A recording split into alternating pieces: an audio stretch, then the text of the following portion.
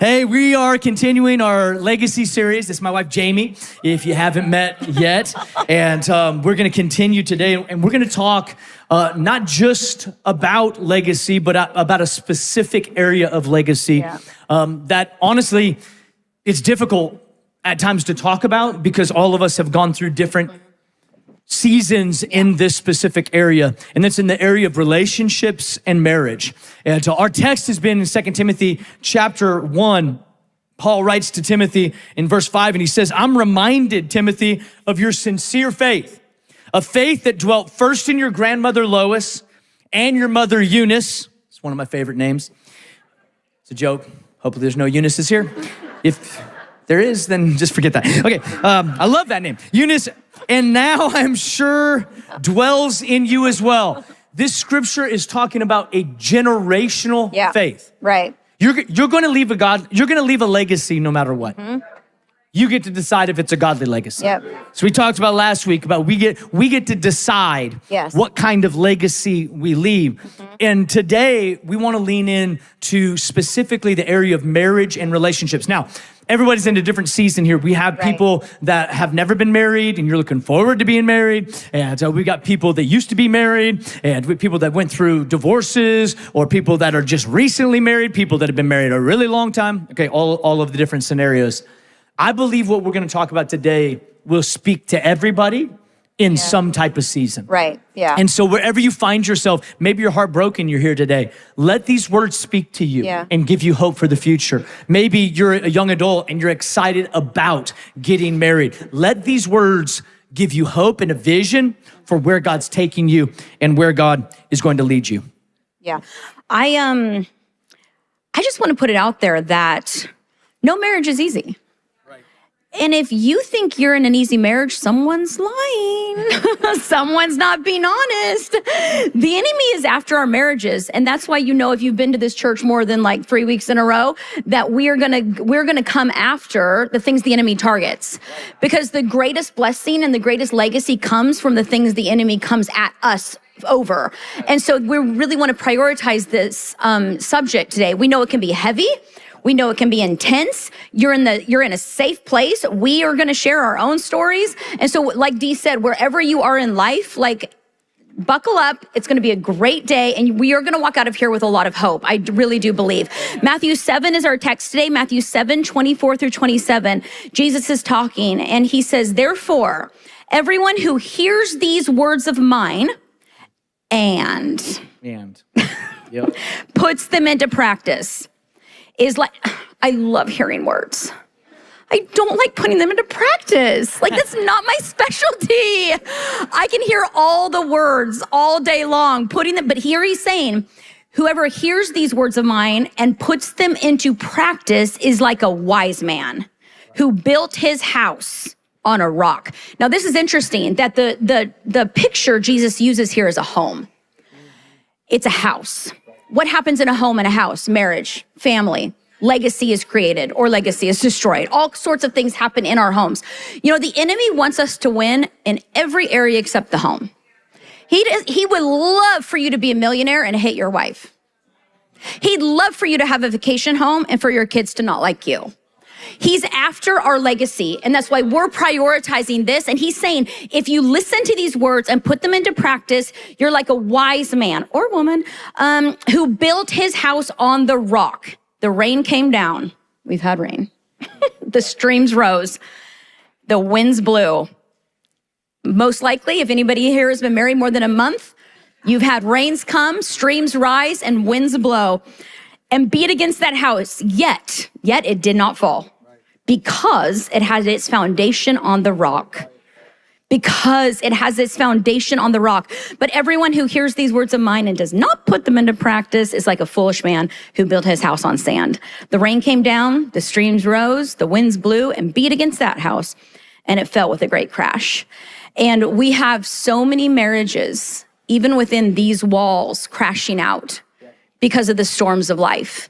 We have been there. We know many of you have been there, and we want to truly equip you spiritually and practically today to how do we storm-proof our marriages? Yes. Because the storms will come. Yes. It came to the wise man, it came to the the foolish man. Storms will come, as they have for us. When Jesus speaks of this parable, he literally says, he gives two examples, the wise and the foolish, and they both encountered the same storm. Yeah. So if you're ever thinking like, man, if I just have the right marriage, if I get the right person, then I'm not gonna have any storms, you're setting yourself up for a massive disappointment. And we've said this as the rain falls on the just and the unjust alike. The storms will happen in great marriages and subpar marriages. You're not gonna be exempt from the storms of life. So what it necessitates is for us to have a strong foundation. This is what the text says, is that our foundation has to be strong. Your foundation is what determines whether you stand in a storm or you cave to the storm. It's your foundation. So some of the things we're talking about today is how do you build that foundation to make it strong, to make it sturdy, to make sure that when the wind blows and the rain pours, that you can stand firm in what God has given you.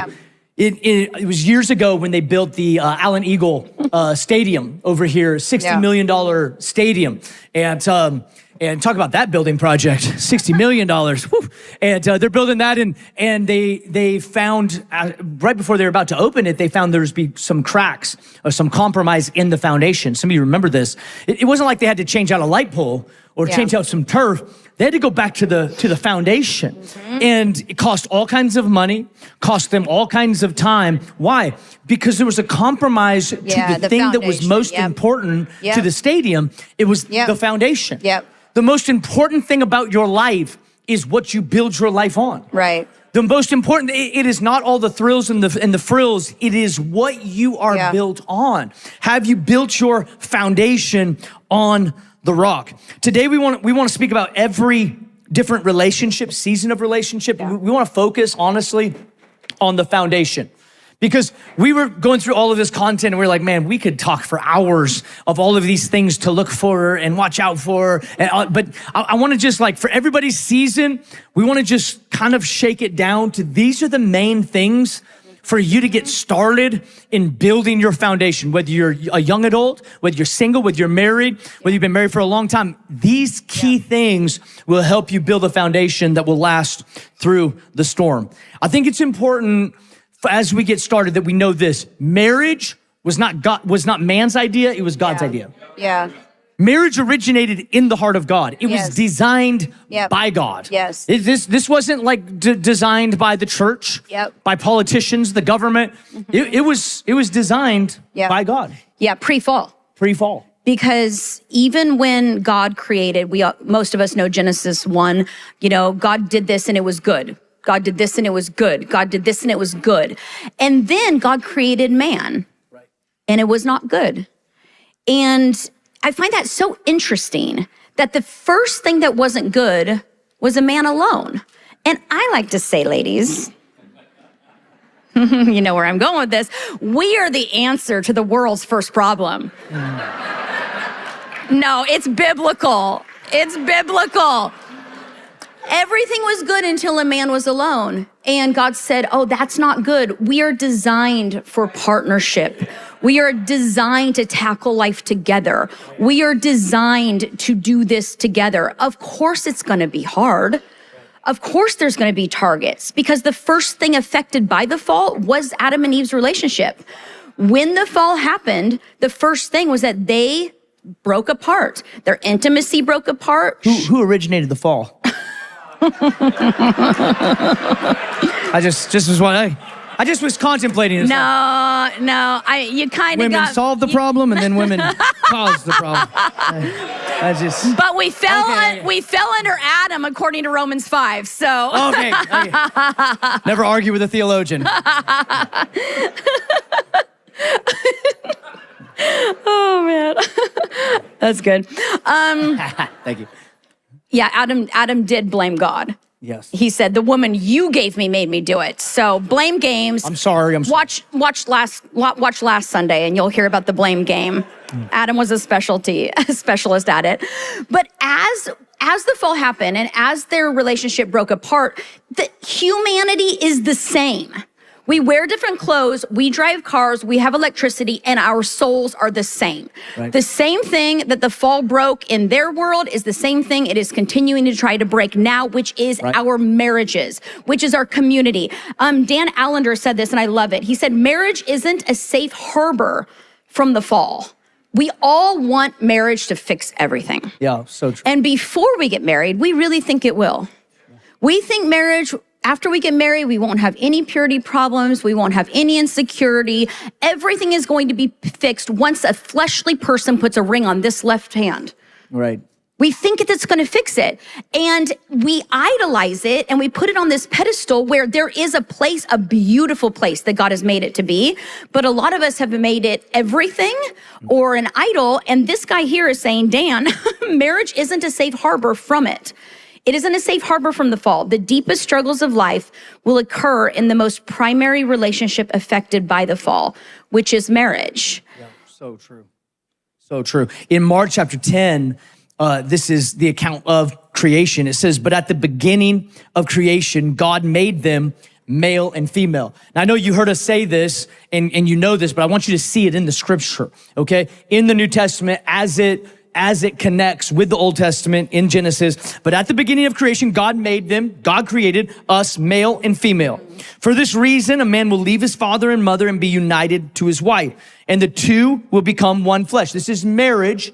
This is in the heart and the mind of God. So they are no longer two, but one flesh. Yeah. So marriage originated in the heart of God pre-fall, which after the fall is when sin entered the world, right? So it wasn't something that was corrupted. It was something that was corrupted, but it was meant to be holy because it was originated before the fall of man. Yes, it was good. Marriage is, you know, we do weddings all the time for so many people in our church, and it's funny, over the years, you see the evolution of weddings. Like they used to be super traditional, had to be in a church. Candlelighters, y'all remember like the candlelight, you know? And then you'd have like the unity candle. And then like tradition went out the window and everyone's like, let's get married somewhere crazy. And let's throw away all the traditions. And now the traditions are starting to come back. And I just want to say this about your marriage and your wedding it is a pretty big deal.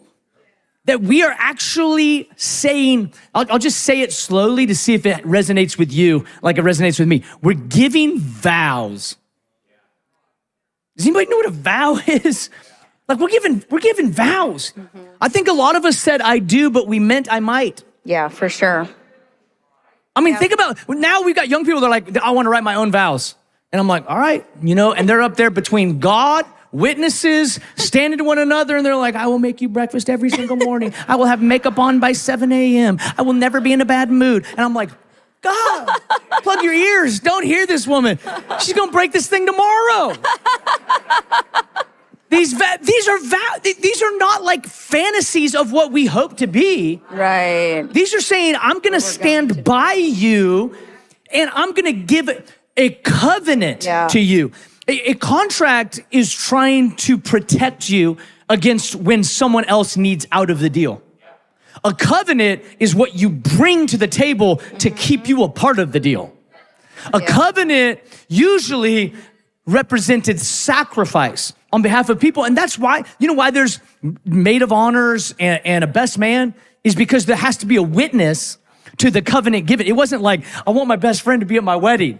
It was supposed to be that you would have a witness to the vow that you just gave between a man of God or a woman of God, a pastor, and witnesses. And before God, we would make this covenant. Yeah. That's a big deal. Yeah. Now it's like, where's the fanciest, most fun place we can do it? And how can we make it different? Yeah. And I think we still forget that we are making a covenant. Yeah. And that we are saying like crazy things. Yeah. Like you ever like thought about what you say at a wedding? We should modify them just to make it a little easier for everybody. Like, why do we say till death do us part? Honestly, why do we make that promise? You know what I talk to people, when I talk to marriages, they're like, well, I mean, you know, she hasn't done what she said she was gonna do for like 6 months, and so I'm not even in love with her anymore. And I'm like, I was at your flipping wedding. Hello. Where you said, till death do us part. Did you not mean that? Yeah. Or did you not understand the gravity of your words? And may I? Please. Thank you. I love you so much. Permission We've had granted. a great time today already. When you say I don't love you anymore, assuming most of us in the room are Christians, you were saying that I stopped acting like a Christian. Like Christians are different. Yeah. The world can do what they want. When we say, I don't love you anymore, I don't feel it anymore, my oxytocin isn't dumping as high as it was when we were 20, and you got pregnant, or you got sick, or you went into depression, and I don't love you anymore. Christians, we don't get to do that. May I just say that? Yes. Like, we don't get to as Christians. So good. Not as Christians. Like, we're called to love till the end. Death do us part, because we're set apart. We are the epitome of God's love on the earth. And that is shown through our marriages. And I think a lot of the times too, when we say I do in the beginning, which I think both of us probably did, we are saying I do to what I think you're gonna be. Right. Totally. Or I'm saying I do to what I'm assuming you're going to do for me. Yeah. And wow, has 18 years taught us. Or in my case, I do to what I was going to create in you. The masterpiece you are going to create Right, I'm like, here. look at this. She's amazing. Wait till I get a hold of her. No, he is not lying. This is not a joke. We're laughing about this, but this was an expensive lesson to learn. It's a lot of years. She's so great. I could make her so much better. Like, she's already here. Like, think about a couple years with me. My gosh. No, really.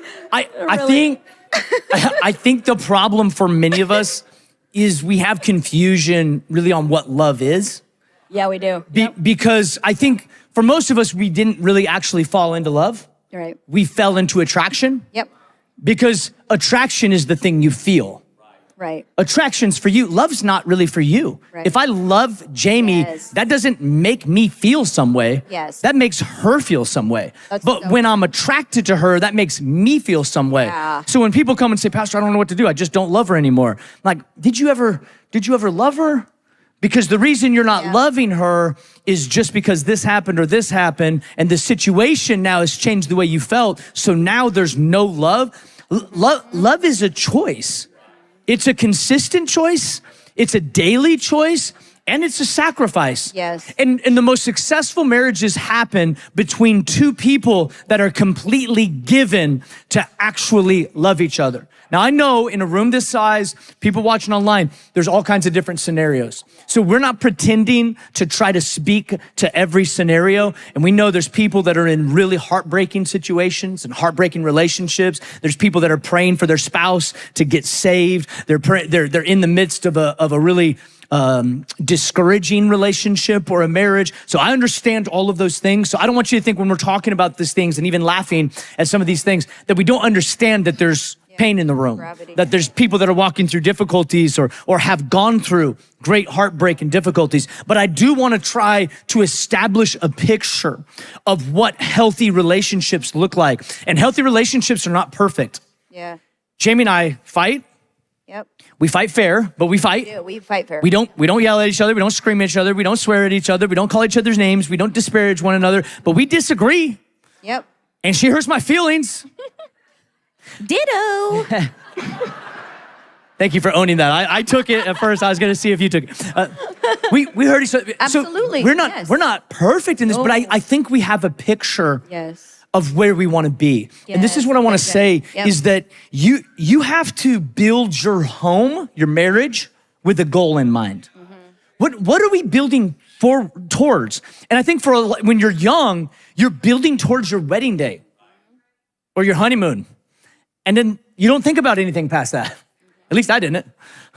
I was like, I wasn't even worried about the wedding. It was just the honeymoon. And then I'm like, oh, what do we do now? Because I went to read a book. Are we really gonna bring this up right now in front of all my friends? In front of all, no, they're my friends. They're my people. We go on our honeymoon and I brought a book and he's like, why do you need a book? I was like, well, we're at a beach. Why wouldn't I have a book? I was practicing all my lines. I was like, girl, you're the only book I'm gonna be reading. Oh my goodness. Oh, wow. That's terrible. I did not say that. Fresh for this service. Vision. I'm not, now I'm in it. I'm thinking of like you laying on the bed reading that book. Mazatlan, Mexico. That little timeshare that someone gave us. Yeah. Yeah. Less. Just like a little bit less than a Motel 6. Okay. But it was good times, good times. Anybody remember how you started out? If you don't have a vision, you won't know what you're building towards. Yeah. And I'm so grateful. Our founding pastors, Pastor Steve and Lisa, are in this service in the house. And I'm so grateful for an example as a church. Yes, that we've got to have a close-up view of watching them grow in marriage, be happy in marriage, grieve in marriage, forgive in marriage, cheer one another on, still be in love with one another, still be each other's champion, still be attracted to one another. And I think that does something when you have that picture. The picture helps produce persistence in the journey that like, we can do this. We're moving towards something. Speaking of Pastor Steve. Okay. Do you want to share a quick story? That means she has a story in mind she would like for me to share. Please. Pastors and Lisa have truly, they're up here in the front, they have truly saved us in more ways than one. But my favorite way that they've saved us is when you went to Pastor Steve, 14 years ago? Jamie this, Jamie that, Jamie this. And do you want to take over? Do you want me to take over? Just make sure we get the facts accurate. You had been, no, I won't. So Pastor Steve has been a close confidant, my pastor hero, and you need somebody that will call you higher. You do. And you need somebody that you can share things. And I went thinking that we were tight and close. And I said, Pastor, like, I don't know what's going on with Jamie. Like, she is, this and this. And it's just like, whoa, this is a lot. And I'm like, I'm doing the things I need to be doing. And by a lot, like a messy car and a couple of those drawers. Yeah. Okay, pipe down in there in the front row. Pastor, please come to the next service. And so I tell him all the things, that I feel like I should be able to tell with my close confidant. And he leans over the table like only Pastor Steve can do, if you've ever sat in that meeting. And it's not fast. You know it's coming, but it's not fast. It's slow. Slow burn. Says, Dustin. And I'm like, just say it. Just say it. He says, the problem is you. And I swore at him and walk out. It's not true. That's not true. I did not. I'm like, are you serious? Yeah. Like, I open my heart to you and tell you these things that clearly she's doing. Not closing drawers. Okay. Do you want to tell a story? Sounds like possibly you'd like to share with the crowd. Right now, side note, Jamie is on a vendetta to take me out at our house. This is actually currently happening. This is a real thing. Okay, in our house, in our bathroom, her sink is first. Coming out of the bedroom, her sink is first, my sink is second. For some reason, we've been married 18 years. The last 2 months, she has been trying to injure me. She takes her drawer out as far as it will go, and she will leave it open. And in the morning when I'm kind and considerate and being quiet in the dark so I do not wake her because I'm up early, praying, seeking God, working out. Yep, there we go. That drawer is belt level. And it's not once. Real. This is real time. This has been like a 3-month battle. And I'm like, so finally today, you see what I did today? I did. Today I took her towel and I draped it all the way over the drawer like a giant flag. And I'm like, I just want to let you know, the drawer is still open. I'm gonna get an LED light and put on that drawer so that I can see it in the night. I took him on a trip for his birthday this month. And so we get home. And so we're like, we're just doing great. We're just at a 10. Been 48 hours together. It's been amazing. We get home. He wakes up that morning, comes in from the gym because he's already prayed and worked out by the time I'm getting out of bed. And he walks in, he goes, I was so in love with you this morning until your drawer. Do you remember that? I do. And when he said, I was so in love with you this morning, I was like, oh, are we going to have a happy day? And then, nope, the drawer. Oh, wow. Anyway, vision. Anyways, Can I say one thing really quickly? What Pastor Steve, we're laughing, but what Pastor Steve was to you in that moment and what they have been to me as well in moments, that is what accountability is. It is not going out to Buffalo Wild Wings and ordering beers with all your bros and talking trash about your wife. That's not accountability. That's just bros. Right. So just call it what it is. Right. Accountability is that. Right. And they have both been that to us multiple times over 18 years. I think that sometimes we think that talking about our issues helps, but I'm going to give you a definition of gossip. Yeah. And it's really convicting, and it's convicted me multiple times. A definition of gossip that might help you is talking to someone about your problems that has no power to help them. Solve it, yep. No power to solve it. Yep. So when you talk to people, I just need to vent. I don't know. I don't know. Unless you're venting to someone that is gonna call you on the carpet for your excuses and for your behavior and call you higher. And Pastor Steve has a phrase that I don't love, but it actually is really true. He says, your wife, husbands, hear me on this, your wife is a reflection of the way that you love her. Well, you know what that does is it removes every excuse for us on why they're acting the way they're acting. Yeah. Right? Because they're a reflection of the way that we love them. Yep. And if I would love and care for Jamie in a better way, maybe she wouldn't feel the ways that she feels, or struggle even with the things that she struggles with. So as we're talking about having a vision for marriage, you don't just have a vision and it happens, you have to work at it. And that day was a turning point for Jamie and I when Pastor told me that the problem was me, because I had been on a mission to change her. And that's I'm telling you the truth. Yeah. Like, not that I didn't see faults in me, but I just saw most of them in her. And I thought, man, if I can fix these things, this girl's gonna change the world. I mean, this is like, I thought highly of her, but this is part of my personality. Yeah. So we can have a perfect Sunday, and I will go home and I will have a hard day because I'm gonna think about one song that I didn't like, or I'm gonna think about one service where people couldn't park their cars, or I'm gonna think about one thing. That's just kind of like by nature who I am. Yep. And I like to tell Jamie, it's also what makes me great. It is. But it can be hard to live with. It can, yeah. And I think that as you're navigating your marriage, you gotta have a vision, you gotta put the work in. And I wrote this down. You're not allowed to complain about the marriage you refuse to work on. Yep. I don't know if you thought like marriage was just gonna happen for you. Like you're just gonna like one day wake up in a godly legacy. No. You have to work at it. Yep. It takes intentionality. It takes forgiveness. It takes grace. It takes a lot of years of putting in effort to sowing into one another, to being with each other in difficult times, to actually build trust and to lean and rely on someone that you really believe in. We have talked a lot about just kind of different issues in that marriages go through, and we've boiled almost all of them down to unmet expectations. Let me say it this way. Almost all conflict and unhappiness in marriage can be boiled down to unmet expectations. Yep. Big problems, like huge problems, like unfaithfulness in a marriage. Mm-hmm. That's an unmet expectation. Mm-hmm. You had an expectation that they would be faithful and they weren't. To how they, or if they load the dishwasher, right? We're fighting, or if you'll close a drawer. Right? It's an expectation, like the drawer opens, the drawer closes. This is easy. It's so easy to you. Exactly. Let's go. Exactly. Let's go. Yeah, bro. Exactly. We'll talk about it.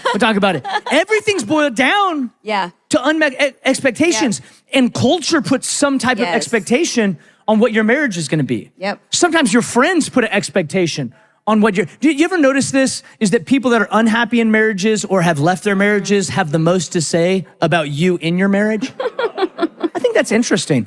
I think if you're not in a success, if you're not loving your spouse, then maybe you should not speak negatively about someone else's marriage. Or maybe you should just not ever speak negatively about someone else's marriage. That just helps no one. Do you know how many people I counsel and talk to, and they say, so-and-so's just been talking to me about just how free they are now that they are. Well, of course you're free. You would be really free if you quit your job and had the day off tomorrow. And you could for a while. Yeah. It'd be a real stupid decision long term, but you could be free tomorrow. Yeah. Don't tell me you got to go to work. You could quit that job. And you can quit that marriage too and have no responsibility and be happy for a day. For a minute, yeah. But we have these expectations that are so out of line of actually what reality is. And it's not bad for you to have expectations. It's bad for you to have expectations that you don't communicate. Right. That you don't talk about. Yeah. I heard somebody say one time, are you looking for a companion, or are you looking for a partner, or are you looking for somebody to play a role in a script they haven't read? Wow. Because I came into this marriage with, I thought, a perfect script. The Kleins are amazing. Yes. They are amazing. The client, yes, you do love the Kleins. And he came in with a perfect script because the Bates are amazing. And even as similar, we're from the same small rural town, and we still have a huge delta between us as far as a gap of distance and culture. And so a lot of it, we both came in with these expectations, and I'm not a great communicator. I just assume he shall know and for 18 years, I wanted one thing for my birthday, and I just got it my 18th year, which was a hotel room by myself. You did it. It hurt my feelings. You did it. But we expect, like, do we want a partner? Do we want to be in the foxhole with somebody that we tackle life with? Or do we just want somebody to play a role? And they can't be expected to understand. So even if Taylor, my littlest sister got married, I think 3 years ago, and we were going into the Klein family chaos, which it is the best chaos. We are so fun. We are the best time. The best time. The best time. And we are totally chaotic. So everybody's sleeping everywhere. Everyone is eating off of everybody's plates. There may be food. There may not be. That's like literal. It just take the glass out of your hand. And yeah. Oh yeah. Like, oh, what's that? Can I try it? Like, I mean, we're talking full on no schedule, no organization. And so we're about to go for some fun Klein family chaos. And Dustin, like, we sat down. He goes, hey, I know what's coming.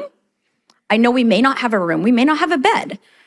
I don't know where the boys are going to eat, but can I communicate some expectations that will help us get through this? Because he has a little OCDP. And so he's like, can I communicate some things? And he's like, I can handle these things if you can handle these things. And we had the most delightful time that would not have happened a decade ago. It would not have happened. You would have been frustrated with me for not paying any attention to our nuclear family because I just got caught up in the Klein chaos. Yeah. See if anybody can relate to this because this is how we entered into marriage, and this is what caused a ton of heartbreak, is that when we entered into marriage, I saw our differences as something to conquer, not something to celebrate. Yeah. So where she was different, I'm like, oh, I can fix that. Like, I'll write your name on your water bottle, right? And then you could just use yours and I'll use mine. I just solved it. Like, you love me more. Right? But she doesn't want that. She wants to use my water bottle. Yours, yeah. She wants to wear my clothes. I'm like, this is amazing. I will buy you your own. Isn't that awesome? Look at me. Generous, man. Getting your own clothes. She doesn't want her own clothes. I want yours. She wants to come in my closet and wear mine. So the difference is, which, can I just say this? When you're dating, the things that draw you to the person are oftentimes the thing that repels you later. Yeah. Right? Like her messy car and her wanting to wear my clothes was awesome when we were dating. I'm like, oh, you want to wear my jacket? Sure. That's awesome, man. I love that. Look at you in my jacket. Now I'm like, leave it alone. And this passion and intensity, so attractive when dating. And now I'm like, can we get a laugh break? Are we ever going to laugh today? I'll take a smile. Just a smile.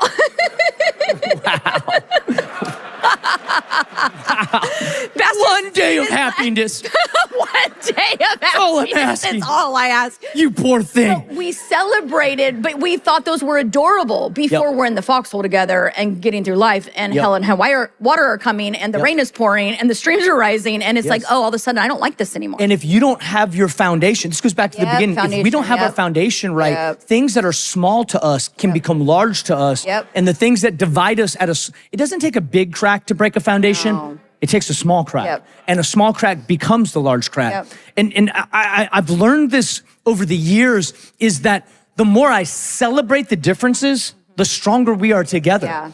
So Yeah, the things that actually make us different actually make us great together. Yep. And some of us are kicking against things that are different because we're trying to change the other person into who we are. But if you would just celebrate the difference, you'd actually be strong. Yes. You know what I've realized, and I knew this from the beginning, socially, Jamie's like amazing. I can be socially awkward. I run out of words real fast. And people are like, she asked me one time, she's like, how do you just get around and greet everybody and get out of conversations and move on to the next person? I'm like, oh, it's easy. I don't have anything else to say. I said it all. Hey, how are you? Love you, man. Pray for you. Good to see you. I need 45 minutes with all of you. And my question to her is like, how do you keep on talking? You just keep going for so long. Like, I need to sit down. I need a meal. This is long. And in the beginning, sometimes I'm like, those differences, I was like, okay, like, I gotta help you. I gotta help you with this. This is too much.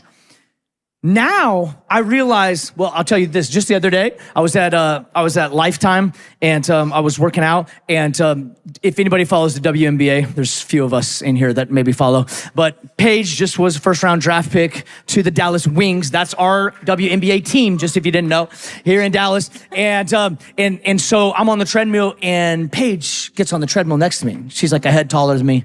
She's running like 13 miles an hour. I'm like, try to speed it up a little bit. You know what I thought was like, oh, I wish Jamie was here. You know why? Because Jamie'd be like, hey, Paige. Paige would have been here today. Paige would have been in church today if Jamie would have talked to her. Because she just has that thing. Like, she can just talk to people. I'm like, Paige? Slow down a little bit, Paige. And then she left. Never talked to her. Our differences actually make us great. Yeah. Yes. Can I propose this to you? Your differences make you great. Yep. I know there's that thing in some of us that are my personality that want to control, and you want to change the other person. If I can just adjust that and this and that, you're going to be great. No, they're great just how they are. So you know what Pastor Steve told me? Another thing he told me one time? I didn't say this in the other service. He said, Dustin, every time you try to change her, you get in the way of what the Holy Spirit is already doing in her. yes. Because when we try to change someone else, we take the role of the Holy Spirit in their life to try to change them. And I'm gonna tell you something, the Holy Spirit does better work than we do. Yes. Especially if you're in a marriage that you're really praying for God to turn around. Yes. You have gotta let that thing go. Yes. You've gotta pray, and you've gotta trust God to do His work. Yes. And I know there's some heavy situations in the room, but I'm gonna tell you this, I've seen God take some of the worst situations, some of the worst heartbreak, and turn around. I've seen God take marriages that were on life support that no one would have ever thought could ever make it, and they're loving each other today, they've forgiven each other today, and God, they're leaving a godly legacy through their life. Yes. I believe God can do that. Yep. God can do it. I want to as we close, I want to just move quickly through 4 things that are so simple, but they are the most important things for you in what you build as a foundation. The most important things in what you build as a foundation. And this one, the first one, it can be cliche, but it's the most important. It's the first checklist. Are you devoted to Jesus? If you're gonna build a foundation that sustains wind, rain, and storms, you gotta have a heart that's devoted to Him. Yep. I'm not talking about just comes to church every once in a while. Right. I'm talking about like you have relationship with Jesus. Yep. If He is the foundation, then everything else is gonna come into alignment. Yes. I'm not talking about you claim religion. I'm talking about Jesus is working in your life to mold you into being more like Him. Devoted to Jesus. Number 2 is this, devoted to each other. Now this is a given for most of people, but I hate that I have to say this, but let me just say it. That means that like this is the only relationship I have. I don't have other relationships. That means nobody is DMing you on the side that your wife, your husband doesn't know about. That means you're not looking at content that they don't know about. They should be, if you got to keep on hiding your phone from your wife or for your husband, you're doing something wrong. Well, they just wouldn't understand. Why wouldn't they understand? Yeah. Please explain to the class why they wouldn't understand your search history. Please help us understand, because you can't be careful enough. And people always used to talk to me as young people and they're like, my best friend, this is my girlfriend, but my best friend is this girl. And I'm like, yeah, you can't have a best friend. And they would tell me, they're like, man, that's so old school. Yes, you can. And now I've been alive long enough that I've counseled them on the other side of it. So now that I know I'm right, I'm gonna say it again. Your first relationship, your best friend has to be your spouse. I can't be married to Jamie and have my best friend be another woman. I can't have another woman meeting a friendship need for me that she doesn't meet, because eventually, whether I want it to or not, I will attach to the place where my needs are being met. There has to be a devotion to one another is a devotion to singleness of heart or to faithfulness. This is like, well, I mean, we just flirt around at the workplace. There's nothing there. It's just how we joke. Well, stop. Because it's detrimental to your foundation. And your legacy. And your legacy and to your kids. Listen, a little flirting in the workplace is not worth disappointing your kids. Oh. I mean, I don't want to be too, a one night stand or being able to get some validation at a bar one night is not worth your entire legacy. You know, people that have made that mistake, when they look back, they will guarantee you it was never worth what it cost me. It's not worth it. It's not worth it. I gotta be devoted to Jesus, yes, but I gotta be I have to actively, some of you have been married for a long time, you gotta be devoted. Because you can get casual and you can get complacent and you gotta give yourself to continue to grow the thing that God's given you. Devoted to Jesus, devoted to each other, devoted to growth. If you're the same wife that you were last year, you gotta step it up and you gotta begin to grow. Your same husband you were 2 years ago, you gotta begin to grow. Because if we're gonna leave legacy, we gotta keep growing. I'm thanking God I'm not the same husband I was last year. I'm thanking God that Jamie's not the same wife she was last year. We've given ourselves to a painful process of growth, through accountability, through counseling, through instruction, through conversation and vulnerability. We're gonna grow. We're not settling right here. We're getting better. We have a vision of where we're going, so we're not stopping here. Devoted to Jesus, devoted to each other, devoted to growth, and devoted, and we went back and forth on this word. We said devoted to love, devoted to serving, devoted to care. And I think sometimes like we put the ring on the finger and then we forget to care for one another. Men, can I speak to you for a minute? You're not just a provider. You gotta care for the soul of the heart of your wife. Oh, she's just like that. Yeah, you're gonna crack your foundation. No, you gotta be the safe place for her to run to. You gotta be the safe place for her to find refuge in.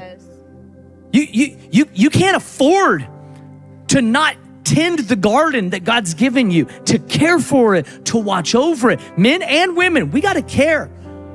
I hear some wives talk, the way they talk about their husbands is so ugly. Just like, he's always been like that. Well, maybe he's missing something. He never wants to be home. Why? Why does he love his buddies more than he likes being with you? Is being with you always work? Or do you care for him? Are you his soulmate? Are you doing the things that you did before? Revelation chapter 2, verse 4 and 5, it says, yet I hold this against you. You've forsaken the love you had at first. Consider how far you have fallen. Repent and do the things you did at first. This was a letter to the churches talking about our love for God, but it applies to our love for him and for our love for one another. If you've lost your first love, then repent and go back and do the things you did before. I remember when we were dating, my mom's here, she had a curfew on me, midnight. I was 23. This is no joke. And I knew what time I had to leave her house to get back in my, from what? On Sandy Boulevard. On Sandy Boulevard to get back to Ham Hill Road. Right before the clock struck midnight so that my mom wouldn't come after me. She was praying for our purity the whole time. Yes, she was. I would get in that car and I would speed down that hill, and there was one light that would never change, especially at 11:49. And so I ran that stoplight every night, right by Ace Hardware. I can see it right now, just right through every single night to get home right by midnight. It's crazy what you do. Stay up all night. Then you get old. I gotta go to bed. I'm tired. and you also complain about your marriage. I'm not saying not to sleep. I'm saying start working. Yeah. Start growing. Yes. Start caring. Start giving some input into the growth of your marriage. Well, I'm just gonna, once he changes, then I'm going to, no. Yeah. You gotta crack in the foundation. Be what God's called you to be. Yes. They never change, at least let God change you. At least. Be the most pure representation of Yes, Jesus. so good. Be the strongest, most spirit-filled, anointed man or woman of God that you can be. And if you've lost some of that love, go back in what you did at first. I know you love your kids. I love my kids. We love our kids. But my kids are second. Yep. They're a happy addition. A happy addition to an already happy, life. wonderful, fulfilled life. Yes. They joined this family. Yes. Right. And they're gonna leave this family. And if I give everything to them and I neglect this, when they leave, what do we have? Yep. No, this is, Yeah.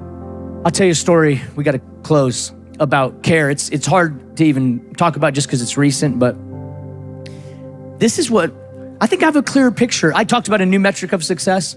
Here's a better picture of legacy for you that'll help you.